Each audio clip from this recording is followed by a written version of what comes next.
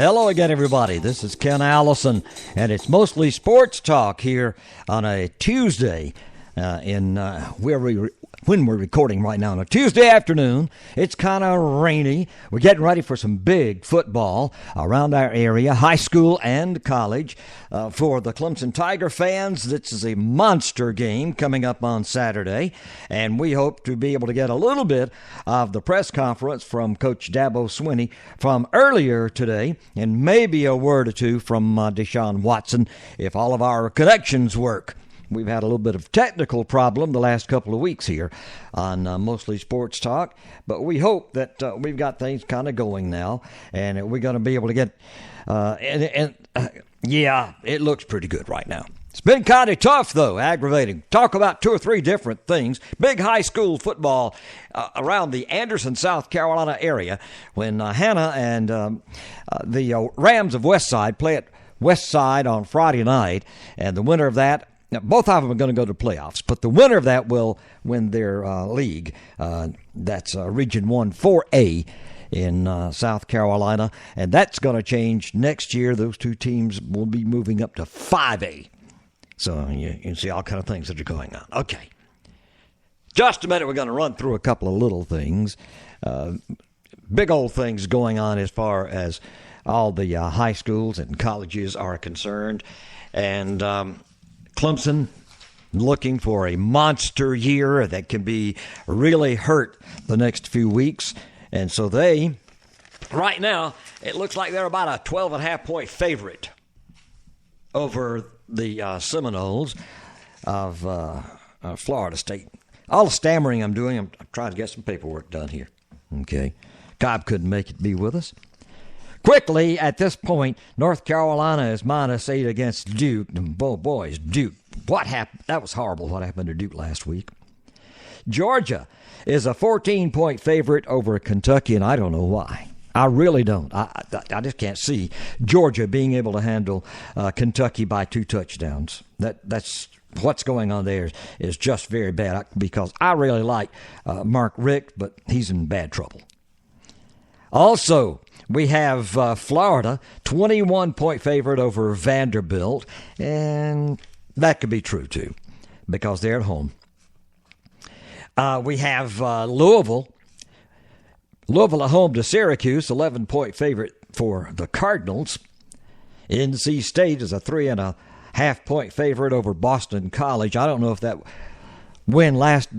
loss last week to Clemson is going to affect them mentally, because they thought they had a real good chance of beating Clemson and kind of showed it.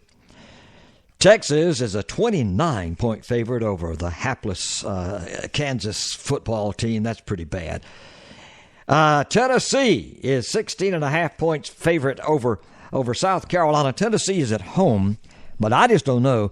16.5 is a whole lot of points, and South Carolina's getting better.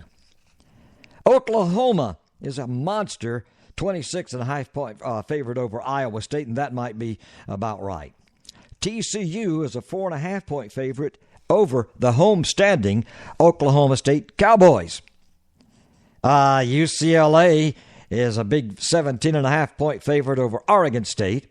Clemson, as I told you, at this point, and all of this depends now. See, if a bunch of money goes to Florida State, then you got to give Clemson more points. But if a bunch of money goes to Clemson, then, other way around. If a bunch of money's bet on Clemson, then you got to give more points. If Florida State starts getting money, you can back off on the points there. That's all of that whole thing having to do about who's favorite here and here. By Vegas, they're trying to get half the money on one side and half the money on the other. They'll take your money and pay the other guy, and they'll take the 10% vigorish in the middle. And that's the way it works. Ohio State, 23-point favorite over Minnesota, who lost their coach last week to illness. A lot of coaching jobs open. Nobody seems to know who can do what. The people at Clemson are real scared, and probably right so, that they are going to lose their great offensive coordinator, because it's about time that somebody's going to step right in here and going to want him to come be a head coach. See if we can figure out what Dabo's trying to say. It's not we can figure out Dabo, but whether or not we can make this little machine we're working with here talk it all. Here we go. First of all, just want to congratulate our team once again. Really proud of our guys. Back-to-back road wins. This has been a tough stretch, and but how they've played. Had obviously a clean game down there in Miami, and then a hard-fought game at NC State where we had a lot of momentum swings, and we're able to continue to turn it back and finish the game in strong fashion. So really proud of our team for the stretch we've had these last couple road games, but glad to be home. Really excited about being in front of our home crowd this week. Obviously, we all know, Clemson, Florida State's always a big game, and for us, it's the biggest game because it's the next game. But some games always have a little extra juice to them, and this one has been a game that's been huge for both teams for many years. So look forward to competing against those guys. Florida State is same old. I mean, it's well coached, got fast dudes all over the place. They know what they're doing. They're defensively they very talented up front. They got some young guys they've recruited very well that have gotten better as the year has gone on. Outstanding in the secondary. They got some guys that can run, got great length. I mean, 6'2", 6'3" guys back there. So, again, same old challenge. Offensively, big, strong offensive line. Dalvin Cook, y'all know how I feel about him. He's an amazing player. He leads this league in all-purpose yards. He leads the league in scoring. Averages 8.2 yards a carry. So those are some freakish numbers. 148 yards a game. They do a great job of involving him in the passing game. They probably screen to the backs as good as anybody that you'll see. Number 9, Dalvin didn't play last week. Number 9, he's a different guy. He's 235 plus pounds, big, strong, outstanding back, excellent receivers like they always have. Really, really good football players. So, 3 and 15 and 8, all those guys, and they got some really talented freshmen that they've mixed in there as well. They always do a good job with their tight ends. I know that Golson didn't play last week. They don't really do anything different. I mean, they run their offense, and both of those guys are very capable of running their offense. Obviously, McGuire beat us last year, and Golson has had a heck of a year for them this year. I mean, he's second in the league in passing. So, just a really good football team. Their kicker's been there for going on 8 years, I think, 2 terms. He's an amazing talent and has been a great weapon for them. Their punter's back. They got excellent skill in the return game. So, again, not really anything different. This is a team we play every year, know a lot about them.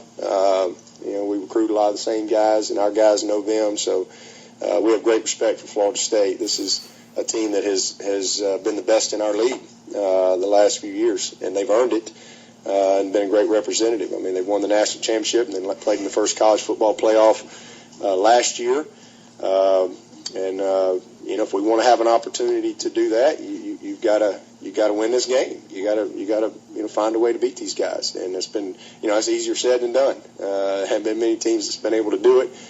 We've had our opportunities, and we'll have to find a way to finish if we're going to beat them. That's for sure. But look forward to getting after 3:30 on Saturday.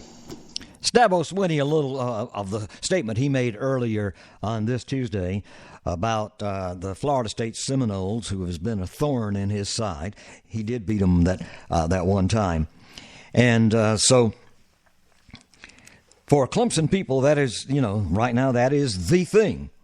And that is what they're going to be going after. We'll get maybe a chance to talk in a minute. Pick up a small statement from Deshaun Watson, the Clemson quarterback. I like to check out the Jeff Sagarin rankings. He's one of these computer guys, and he gets in there and does all this computer stuff. And he measures the team you played against, all the teams they played against, all the teams they played. And his number one team this week on that ranking is Alabama. Alabama gets a ranking from him, or a rating, he calls it, of 94.9. Clemson is second with a 93.52. Now, the schedule strength. He ranked the schedule for Alabama as number 9 in the country, and for Clemson, number 28. Baylor's third in his overall rankings, but their schedule strength is 104. And as we get down some of the other teams of note, Ohio State's schedule strength is 68. He's got them ranked 6.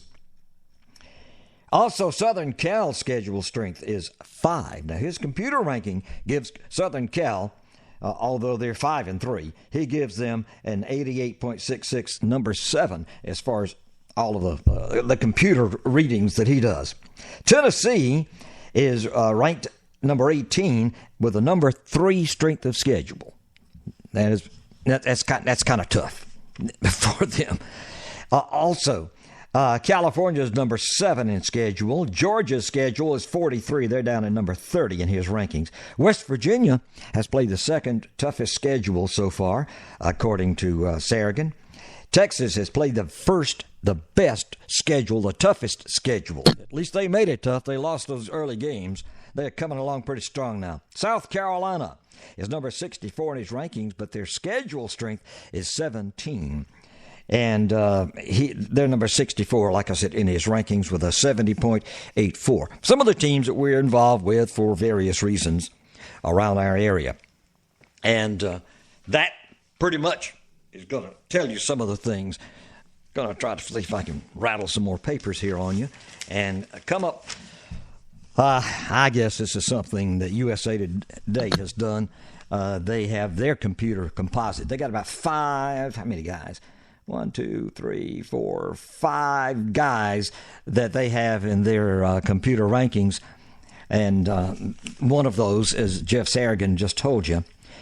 But overall, a composite everywhere. Clemson's ranked 1, LSU is 2, Alabama 3, Michigan State is ranked 4, Ohio State 5, TCU is 6, Notre Dame is 7, Iowa, undefeated Iowa now, is number 8, Baylor is number 9, and Florida is number 10.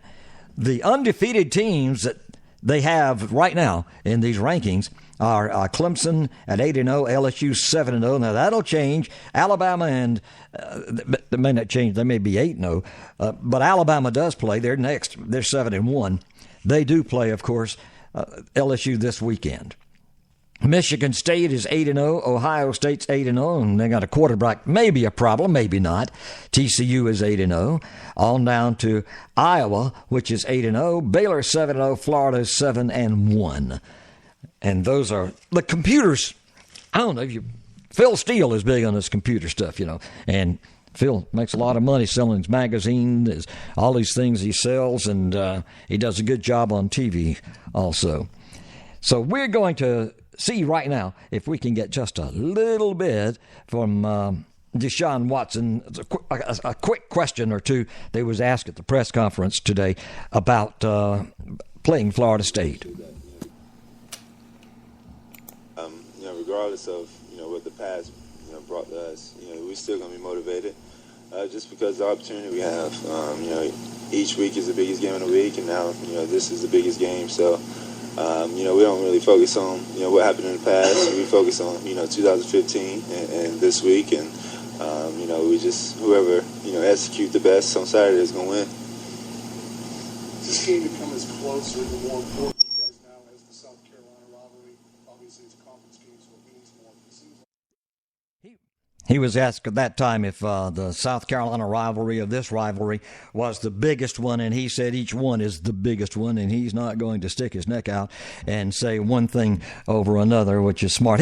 Listen, this young man is just turned 20, and he's a sophomore in college, and he handles himself very, very well, and he's a little bit shy when he speaks, but he'll get, as that time goes along, he's out there more. He'll have more to say. And that's about all we're going to have to say.